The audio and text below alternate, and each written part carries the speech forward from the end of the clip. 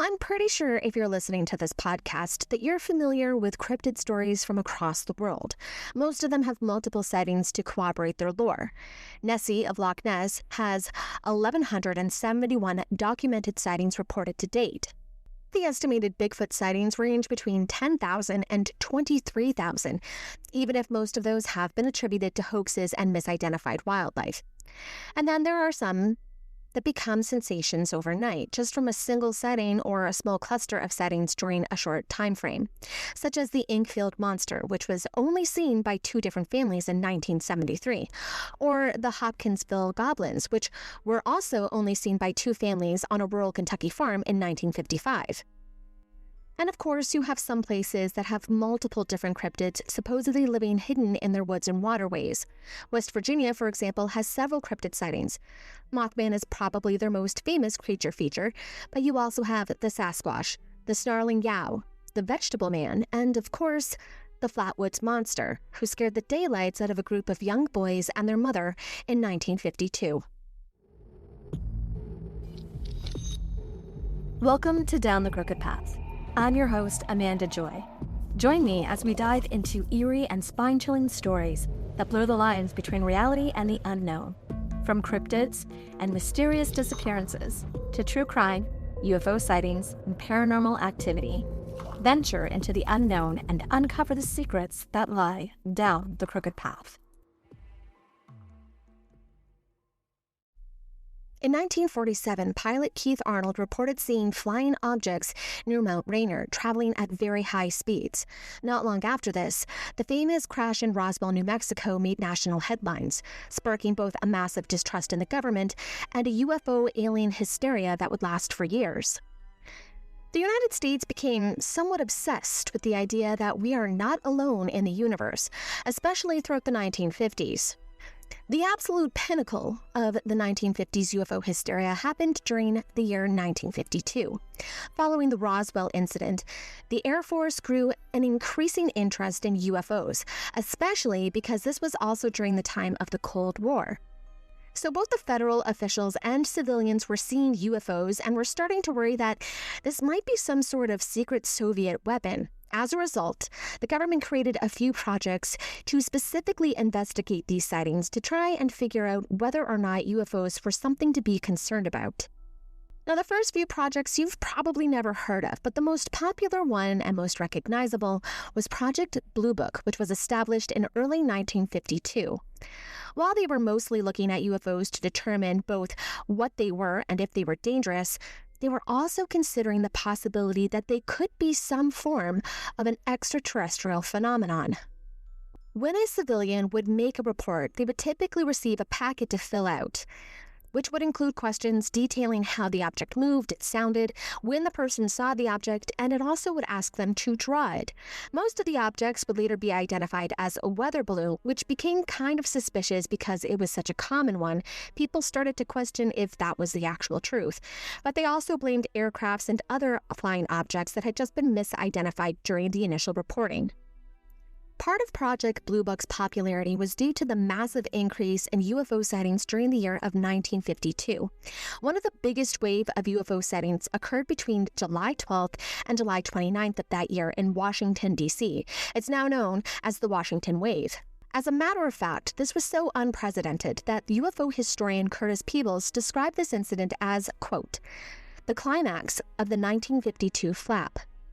You see, in the previous 4 years combined, the Air Force had received 615 UFO reports, but during the flap alone, they logged 717 new reports. And during that time frame, there were at least a dozen UFO sightings reported over the area happening on 2 consecutive weekends, mostly flying over the White House, again piquing concerns about Cold War threats. Now, just prior to this, on April 7th, Life magazine published an article titled, Have We Visitors from Space? Now, at the time, this was considered one of the most reputable outlets. It was also the first to come out and say, hey, maybe just, aliens might be real. And there are some people who say that this article is what really spiked the uptick in sightings, causing people who are already paranoid to become even more paranoid and believe that they were really seeing flying objects. Regardless if this really was an alien coming to spy on the president, who at the time was Harry Truman, his administration was definitely also worried, probably because a lot of these sightings weren't coming from regular civilians like you or I. No, these were coming from military personnel and air traffic controllers. Then the CIA comes out with a memo in September saying that all of these reports could create a national security problem and, worse, a mass public panic if the public really starts to believe that these UFOs are hostile ETs. So they grab this physicist, Dr. Howard Robertson, who gathers up a few high-level scientists with government clearance to consult with Project Blue Book starting in January of 1953. Their job was basically to do public reassurance that UFOs were nothing to worry about. Now, of course, it wasn't just the people in Washington that were paying attention to this UFO culture. People over in West Virginia were also on the up and up. I mean, newspapers were running UFO stories on the daily, and it wasn't just happening in Washington. Smaller towns were also seeing strange lights in the sky. In fact, in Braxton County, they had their own strange encounter. In the village of Heaters, West Virginia, about 5 miles north of Flatwoods, a local woman named Audra Harper was walking through the woods one evening with her friend. They were headed to their neighborhood store and decided to take a shortcut through the woods, as the main dirt road that led out of her property was littered with potholes and hard to walk on. So, they're making their way through the woods, through the trees, and they notice this glow, a bright glow, like a fireball on the side of the hill. So at first she thinks it's just a farmer burning brush out in his field, but this glow is illuminating the woods, and she and her friend can now see pretty clearly. She turns around, and she sees this shadow before them, like an incredibly tall man had climbed out from where the flames had been. Terrified, she and her friend run towards some boulders and escape down the hillside.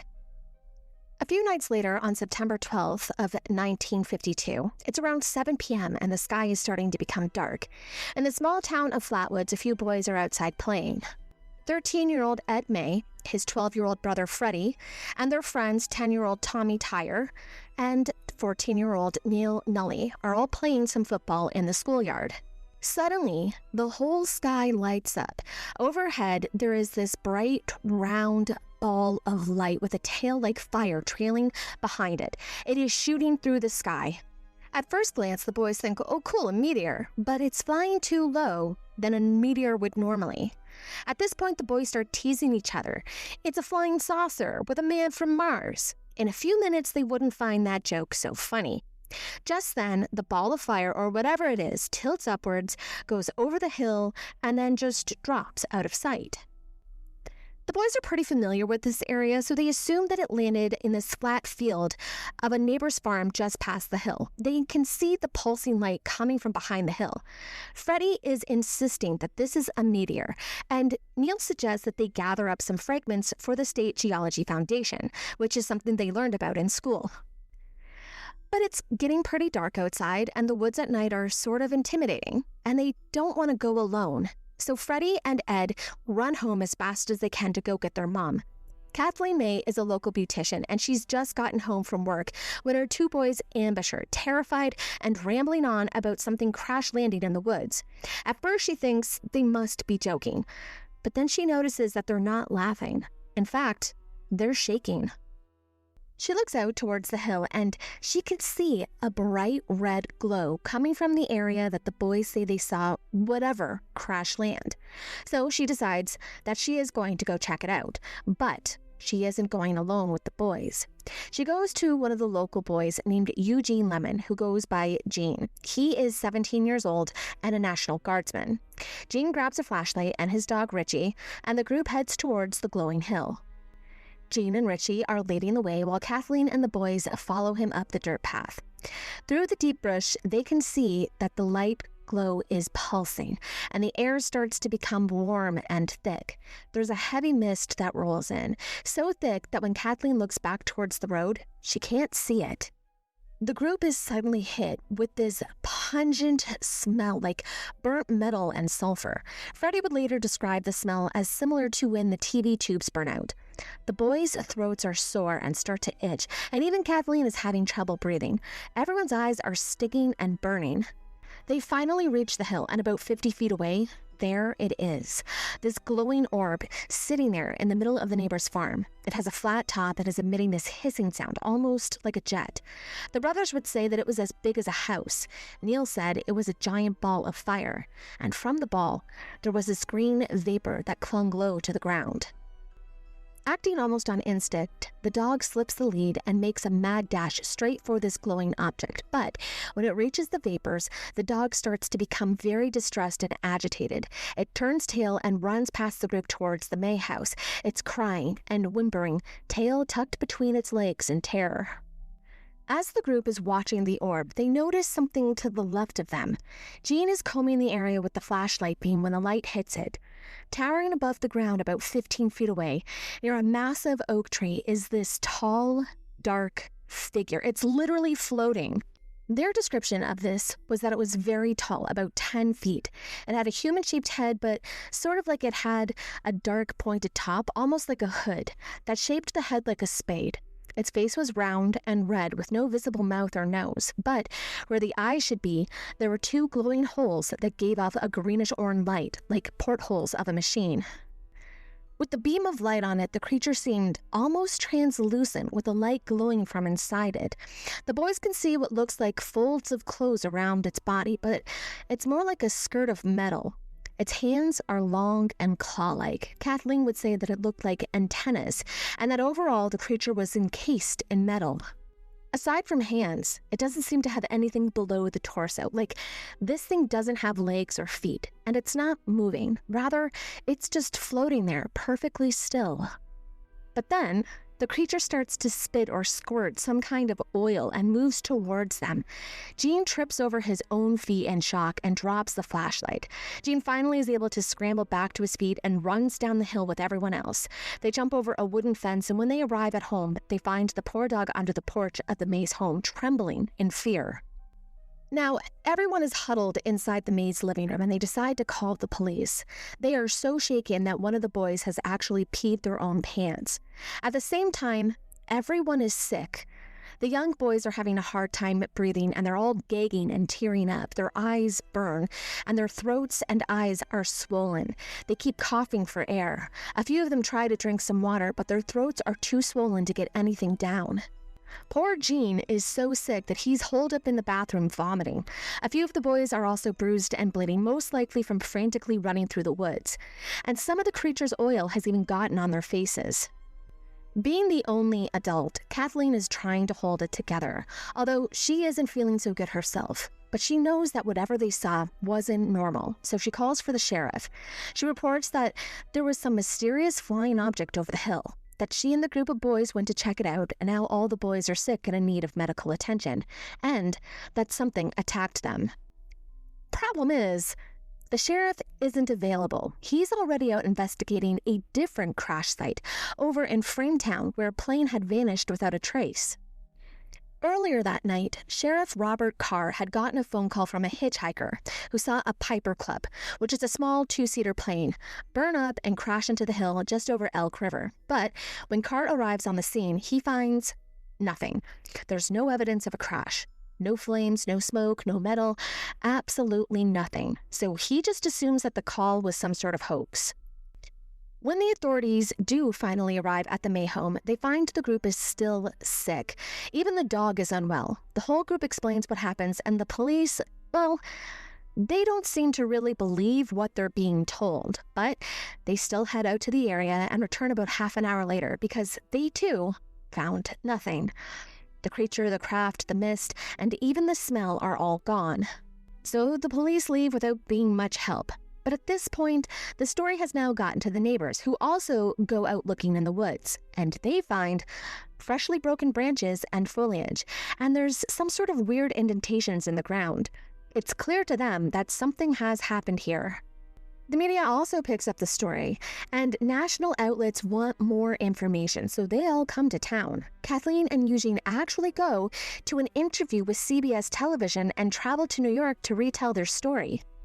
The group has also all drawn their own versions of what they saw, and their creature depictions are all very similar. These drawings are also being published everywhere. One newspaper reporter who interviewed the group said that they had never seen people more scared than this group was. Once this happens, there are more people who start to come forward with stories of their own strange encounters and sightings during the same time period from the same area. Remember Audra Harper? Well, she comes forward with her story, adding credibility to the Flatwoods. There was another encounter the day after the Flatwoods encounter as well. On September 13th, a married couple named George and Edith Snitowski are out driving about 20 miles south of Flatwoods. They're not alone either. They have their 18-month-old son with them. They're on this lonely stretch of road when their car breaks down, and no matter what George tries, he can't get the car to start again. So George gets out of the car, and he starts to tinker under the hood.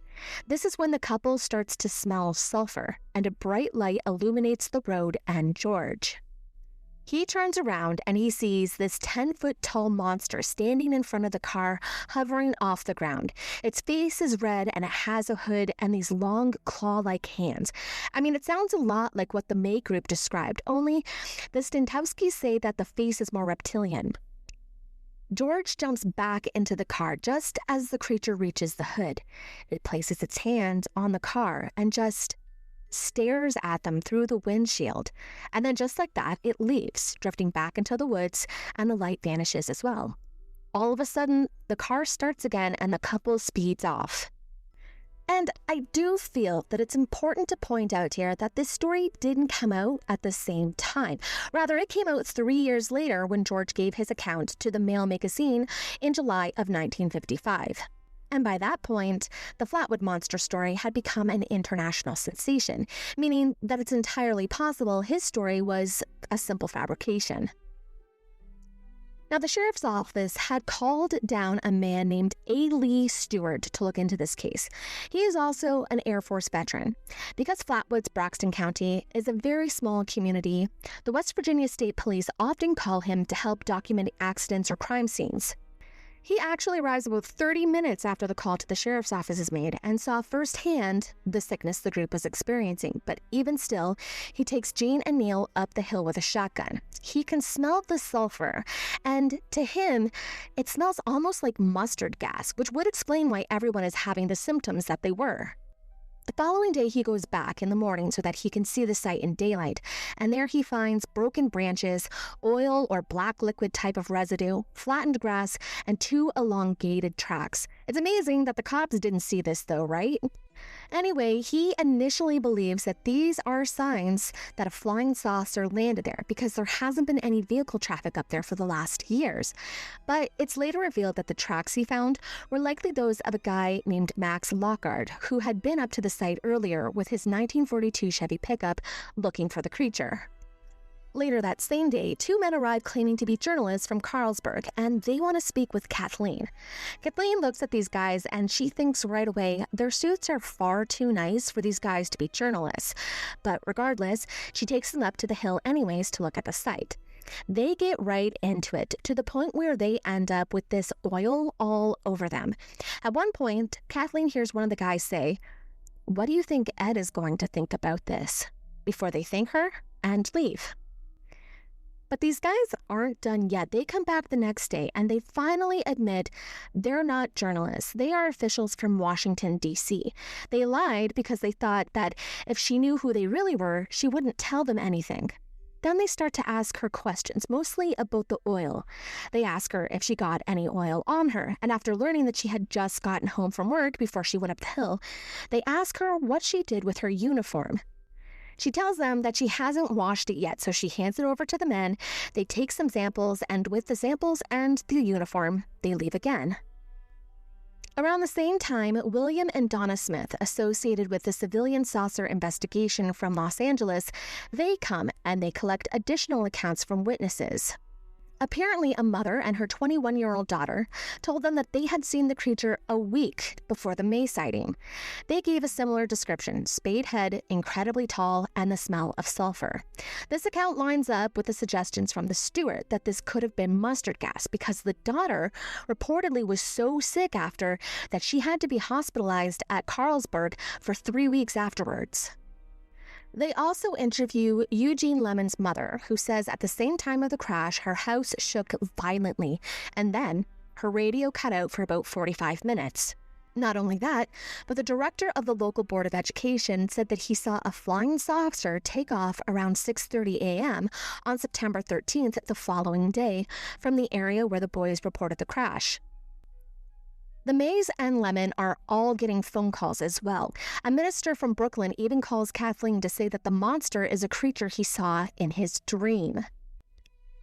In a few days after the incident, a paranormal investigator named Ivan Sanderson also arrives, and he interviews the town and discovers that many people in the town saw something that night in the sky. And remember, this is a town with a population of around 300 people, if not less. One farmer said that they saw a giant fireball in the sky, but didn't see where it landed, just saw a piece of it break off in the sky. A 5-year-old girl who was walking up to her grandparents' porch to return a bowl said that she saw a bright light in the sky. She got so scared that she ran away and in the process tripped over the stairs, breaking the bowl on the porch. A third person saw a large orange craft circling the hilltop for 15 minutes before it took off again. He said that it had a flat top and jets of fire shooting out at the side. Based off of the information he gets from his interviews in the town folks, he maps out the times and locations of all the different sightings and develops a theory that 5 unidentified objects flew over the Braxton County area on the night of September 12th. 1 landed in Flatwoods, another crashes in Frametown. A third was spotted flying over the county airport. There was 1 over Sugar Creek, and finally 1 headed towards Charlestown and disintegrating as it went. Sanderson theorized that the objects came from the Atlantic, passed over Baltimore, and then veered towards West Virginia before scattering due to what he considered to be some sort of malfunction. The one craft that managed to crash in Flatwoods, the pilot or creature, had exited the craft when the May group came upon it. This pilot, realizing that he'd been seen, ran back to the ship, which was already burning up from the atmosphere's friction. And just like the 5th craft seen falling apart in the air, or the one that crashed in Frametown, it disintegrated, leaving behind nothing more than a gassy smell and some oil. Looking for your next obsession?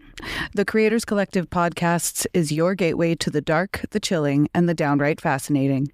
We're a community of independent podcasts with one goal: to share the best in true crime, paranormal tales, folklore, and unexplained mysteries. Whether you crave cold cases that won't stay closed, haunted histories that refuse to be forgotten, or stories that make you sleep with the lights on, there's a show waiting for you in the collective. And when you join us, you're not just listening to one podcast.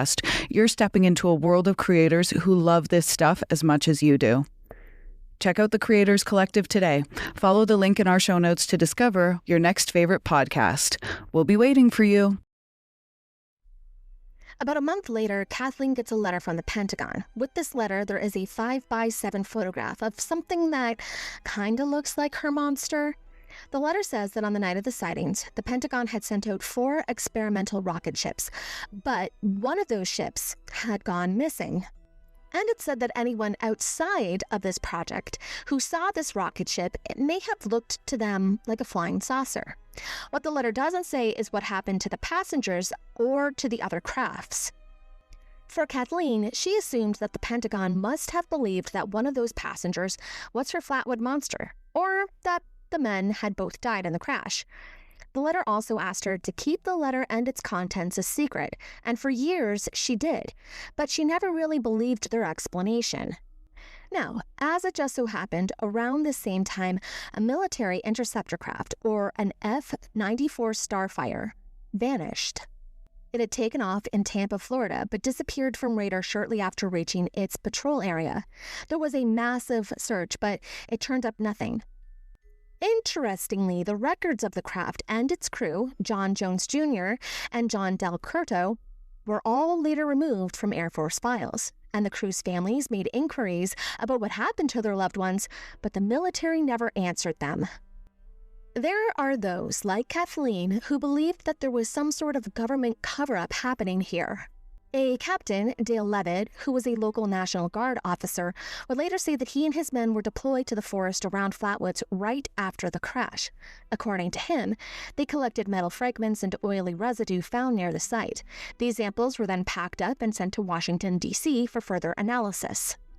People also questioned why the officials and local authorities dismissed the whole event, both of which supposedly searched the area and reported no unusual odors or any evidence that there was a crash at the location. Despite the fact that many locals saw scorch marks, oil, could smell sulfur, and found flattened grass on the hilltop. When it came to how sick those who came into contact with the site were, officials said that it was induced by mass hysteria, panic, and physical exertion from running down a steep hill in the dark, which, sure, I too would probably be winded by that. However, Stewart thought that this was some type of mustard gas, which does cause stinging, redness, and itching. It can cause sinus pain, and those who breathe it in can also have a harsh cough, sore throats, and shortness of breath. Your eyelids swell, and you can have abdominal pains and start vomiting. I mean, it could cause those symptoms, but there were symptoms that were never reported that it also causes, like yellow sores almost like blisters. Exposure can cause permanent health problems, including blindness and respiratory illness, and no one ever reported anything like this happening to them. And if you think about those fake journalists who visited Kathleen, well, I don't know about you, but they sure kind of sound like they may have been some sort of Men in Black type of agents to me. Researchers like Gray Barker believe that this is possibly who visited her, a group of tight-lipped government investigators arriving at the home after the incident, and Kathleen never got her stained uniform back either. Even more important to this point, Project Blue Book did investigate the Flatwoods monsters. Because the sighting occurred during the height of the Cold War and only months after Project Blue Book was formally established, the Air Force treated this event as a potential national security threat and became involved just a few days after it was reported. Blue Book investigators visited the Fisher Farm Hill and the site of the May family and Eugene Lemon's encounter. In the Blue Book reports, investigators described finding unusual chemical-like odors, singed tree canopies, and heavily fractured branches. Based off of interviews with Kathleen May, the boys, and Jean, they cross-referenced no military flight paths, astronomical data, and meteor activity.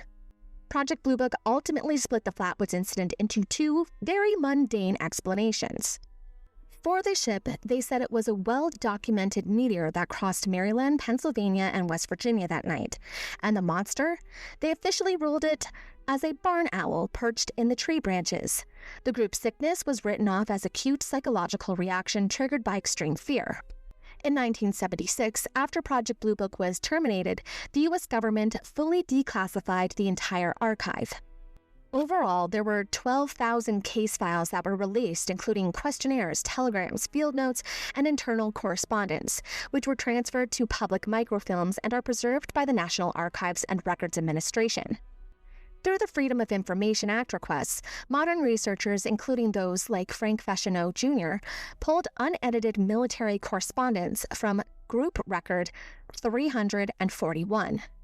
In these documents, it showed that the government had publicly mocked the Flatwoods monster as just a barn owl. Project Blue Book has looked into similar events as well, including the Kelly Hopkinsville encounter 3 years later, the Kensburg UFO incidents, and the Lubbock lights. Now, as ironically as it may sound, there was a meteor the night of September 12th in 1952. At around 7 p.m., the same time that the boys first reported seeing the fireball, a bright meteor entered Earth's atmosphere. It was witnessed by hundreds of thousands of people across several different states. This meteor traveled southwest along the Appalachian Mountains, its trail blazing across Pennsylvania, Maryland, Ohio, West Virginia, and Kentucky before it finally burned out over Tennessee. The U.S. Air Force and public police stations from all over received hundreds of independent calls that evening to report a fireball. Several commercial airline pilots also filed reports. Residents in Baltimore and Maryland, over 3,000 miles away from Flatwoods, reported seeing the same streak at the exact same minute. If this was what the May boys saw, then what really happened? Meteors of this magnitude create a distinct optical illusion. As the fireball travels over the curved horizon, it appears to slow down and drop behind nearby hills or tree lines, making observers believe that it has landed. Realistically, it's miles away. When the group reached the hilltop, there are some who say that what they saw, that pulsing red light, was not a spacecraft, but one of 3 aircraft navigation beacons located on the neighboring hillside. The creature was simply created by a mix of panic, fog, and shadows. The meteor's gases were really just the flashlight beams darting through the fog, which created distorted silhouettes in the brush. The reason nothing was found at the crash site, no wreckage, even though it looked like the meteor was coming down in the area, it really was dissolved in the air before it ever even hit the ground. Out of thousands of cases reviewed by the Air Force, hundreds of them are categorized under birds in general. These typically involve migratory flocks catching the reflection of the sun or city lights, creating the illusion of high-speed glowing V-shaped UFO formations. Both skeptics and scientists are pretty quick to consider the barn owl as an explanation for many encounters, including what the group may have seen on that hillside. When you compare the physical traits of a barn owl with the conditions and descriptions on September 12th, the similarities are pretty startling. The group had described a tall silhouette with a distinctive spade-shaped head or hood. Now, barn owls do have heart-shaped or spade-shaped faces, and often, to deter predators, they will raise their wings up over their heads to make themselves look bigger. In pitch darkness, looking up at an oak tree, a barn owl perched high with its wings raised creates an elongated, looming silhouette. This would perfectly mimic a giant figure wearing a hood. Kathleen May and Eugene Lemon said that the creature had two piercing, glowing orange-red eyes. Owls have a reflective layer behind the retina called a tapetum lucidum, which amplifies night vision. When Gene Lemon shone his flashlight into the tree canopy, the owl's eyes caught the beam. It produced a blinding red glow eye shine, making it appear as though the entity's eyes were glowing from within. The group also described a hissing sound and said that the creature levitated. Well, barn owls do hiss to scare off predators, and they are nocturnal hunters with silent flight. Their feathers have evolved to muffle air turbulence, so it's possible that the owl was startled by the flashlight and took off from the branch, but because it was perched high, its natural downward glide towards the clearing could have looked like a massive, silent figure floating. Okay, so what about the smell? Well, if this was near the owl's home, which they often nest in hollow trees, those trees are often filled with decaying carcasses and regurgitated pellets, which are super stinky. Not to mention, when owls are scared, they release a foul musk and sometimes even empty their bowels as a defense mechanism. When you combine this with a foggy hill, it seems kind of likely. Even when owls stand, it pulls up their feathers to reveal their legs, long, skinny, and claw-like, which sounds a lot like the creature's hands. Joe Nickel is a well-known skeptical investigator who, on the regular, likes to debunk UFO sightings and monsters as misidentified owls. He believes that this is what the group saw, and he has used this to explain other cases as well, like the Kelly Hopkinsville goblins and the Mothman sightings. The group never recanted their statements. The brothers thought it was some sort of robot, but they've also gone on to say that it was animalistic. This incident occurred over 7 decades ago, so none of the adults or teenage witnesses are alive today. Kathleen was the most vocal and the most interviewed witness. She fiercely defended the story and all of its details. She even publicly ridiculed the Air Force's owl theory, stating that she knows what a bird looks like, and this was not it. She passed away on June 13th in 2009 at the age of 89. For Gene Lemon, his severe immediate sickness remains a primary talking point for researchers who study the potential toxic chemical or radiation aspects of the site. An exact verified date on his death is not recorded in public historical archives or in genealogical databases. It is only noted that he passed away several decades ago. The brothers have also both passed away, but their family still protects their legacy. Freddie's son Chris still makes guest appearances on podcasts to recount his father's experience. As for the town itself, it completely embraced the story. The original crash site sits on a restricted private property, but the surrounding area has kind of been transformed into a tourist haven. Primarily, there's the Flatwood Monsters Museum, which is located just south of Sutton, West Virginia. This museum preserves the original newspaper clippings, Project Blue Book files, and witness historical items. They also erected 5 massive 10-foot-tall painted wicker chairs, shaped like the silhouette of the monster for visitors to track down and photograph. Whether the Flatwood Monsters was an owl, a pilot, or something else entirely, it doesn't stay alone in folklore. It sits beside other encounters. Stories where ordinary people swear something stepped out of the night and stared back at them. And one of the closest cousins to this tale comes from a farmhouse in Kentucky, where visitors arrived with glowing eyes and long claw hands. But we'll save that one for later. Thanks for walking down this crooked path with me. Remember, even stories like this can blur the lines between what's out there and what we think we see. Stay curious, stay skeptical, and let the mysteries guide you. This is Amanda Joy, signing off. Thanks for joining me on this eerie journey through Canada's darker corners. If you love this episode of Canadian Creepies, be sure to follow Valerie on Instagram and TikTok at Canadian Creepies. She's the one behind the socials, sharing behind-the-scenes stories, creepy photos, and sneak peeks of upcoming episodes. And if you're craving even more haunted history and twisted folklore, be sure to check out my other podcast, Down the Crooked Path. You can follow the show on Instagram and TikTok for even more haunted history, mythical madness, and spine-tingling storytelling. Come say hi, share your own creepy encounters, and help us keep the weird alive. Until next time, stay curious and stay creepy.